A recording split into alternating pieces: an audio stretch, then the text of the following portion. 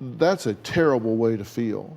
I know. And I can tell you, back in the day when I was practicing, one of the things that I was asked to do more than a few times by plastic surgeons was to evaluate a candidate for surgery to say, is this a good candidate for me to be operating on? Because if not, I don't want to do it, because some people are never satisfied.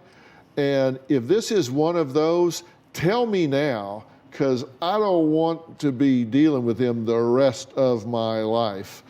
And so they would send them to me to be evaluated to see if they had psychological issues that they would, that no matter what the surgery was, no matter how well it went, they would never be satisfied.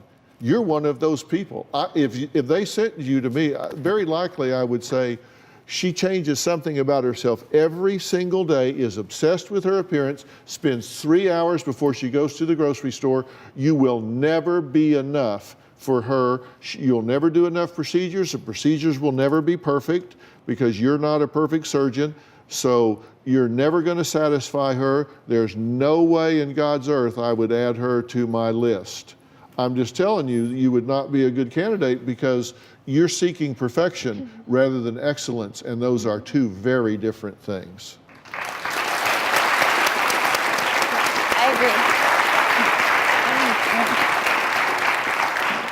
agree. And whether you think so or not, surgery is dangerous every time you do it. Every time you go under anesthesia, it's dangerous.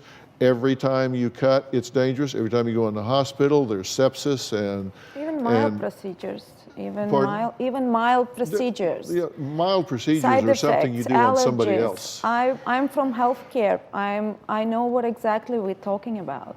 Don't you ever ask yourself why you're not enough?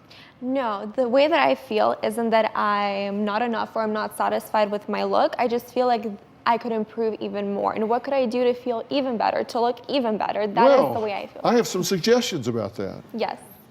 You know, I've found that the way to fill yourself up is to give away what you want the most. And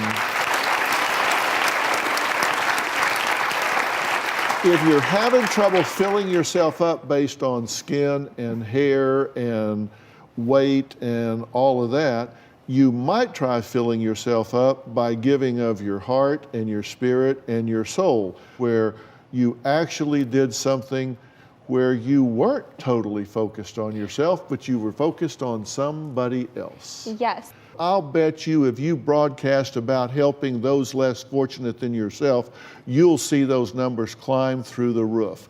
Give it a try. Okay?